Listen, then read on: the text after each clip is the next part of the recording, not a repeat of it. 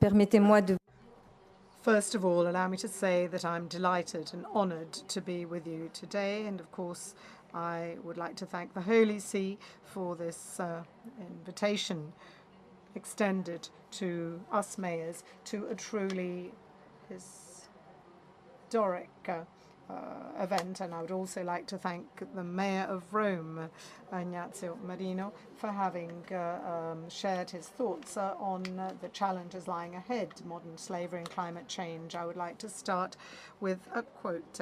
A few years ago, Diouf, former president of Senegal and former president of the international French-speaking organization, described a meeting that he'd had with Pope John Paul II, and Pope John Paul II on that occasion said human societies must be made to the measure of men, and this is what mayors must do. And I thank you for having involved us in this global challenge. It is only if we look at the human dimension that we can successfully tackle and overcome these problems. We know that environmental degradation and social degradation are both due logic of commoditization of objects, of natural resources, human beings, organs, and the only law is that of immediate gain or market laws. We know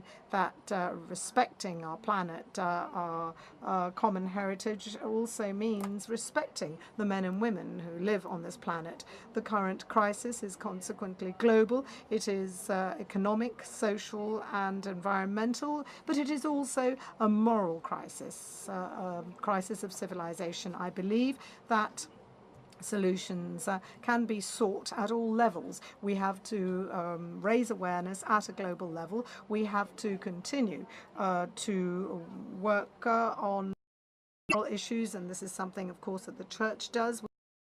Operate at a local level. The Church has decided to tackle these matters in a comprehensive way, and it really has an extraordinary strength in promoting awareness of globalization and acting as the conscience of globalization. Political and religious leaders must have a fruitful dialogue to work together, and the mayors mediate, and obviously we are in the front line so that things may change. It is essential for us to change our lifestyles, simply put, and we have to change our way of producing, of moving, and we have to change our mindsets. We have to have an approach based on this. The city of Paris has embraced this environmental mission. We have implemented a number of concrete solutions in order to build buildings differently, to develop different heating systems, to ensure that council housing is available to those who can't afford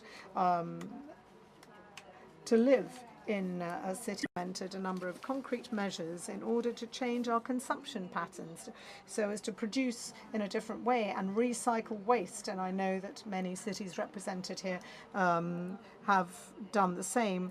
One of the main challenges is air pollution, and the fight against air pollution is one of our top priorities, as many mayors have done, and we know that this is true of Rome. We have introduced a number of bans on private cars, and traffic control measures are in place, and we want to make sure that we can increasingly use energy recovery, and systems. Our approach as a city is interesting. We look at this link between the economic, employment, and social issues, and we want to reduce our impact. We want to have a fair economy which promotes recycling and avoids waste, and we know that 10% of employment is is accounted for by the so-called circular economy. And I must say that many young people are involved in this process. Many under the age of 30 are very actively involved in this sector of the economy, which obviously generates employment, but also has an important moral and ethical value. And Paris, as you know, will be hosting COP21, the climate conference in December, and we obviously are committed to making the necessary decisions to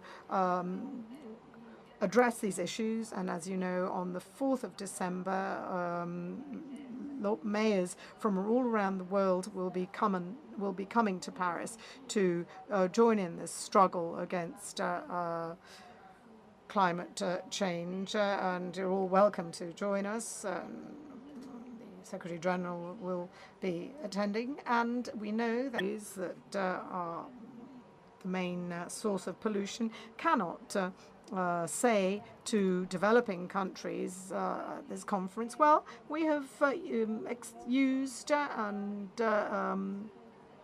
extensively exploited our planet's resources, and now you have to try and save these resources.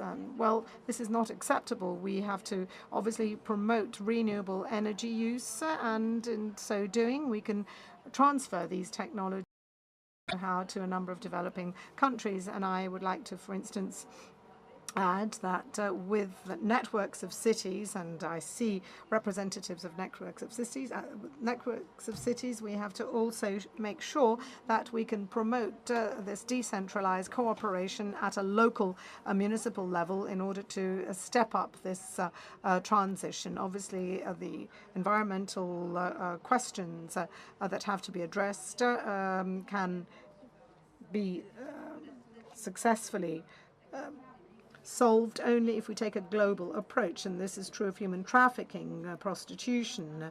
These are all matters that have an impact on our cities and that are very present in our cities, and we have to adopt a new approach.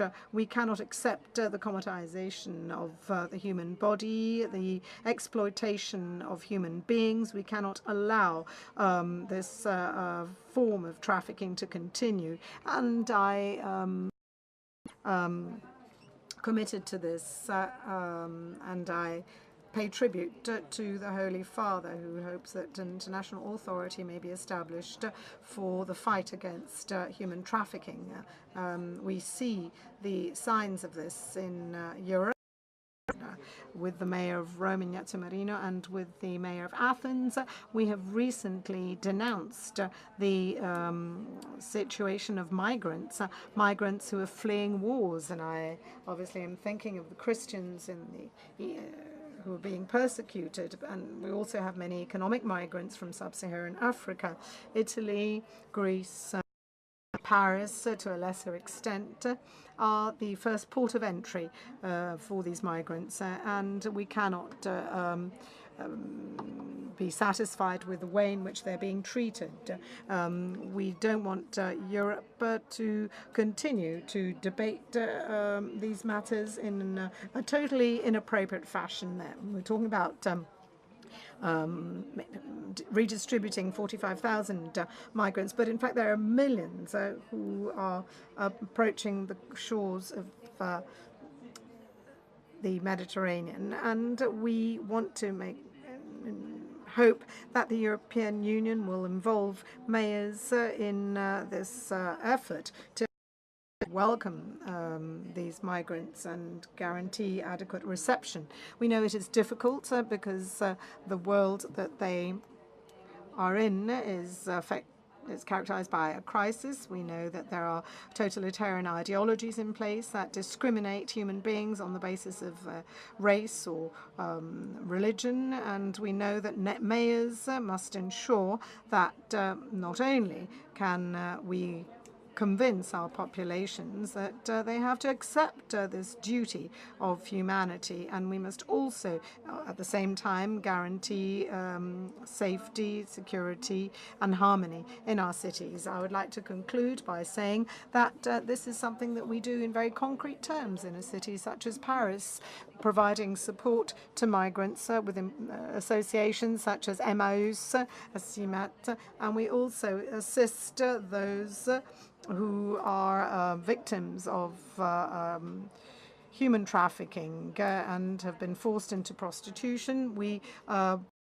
give them shelters so they can turn their lives around. The challenges ahead are enormous, and I would like to end by quoting Ivan Illich, who is a man who cared deeply about his environment. He says that we can build this world, allowing each community to continue to choose their utopia.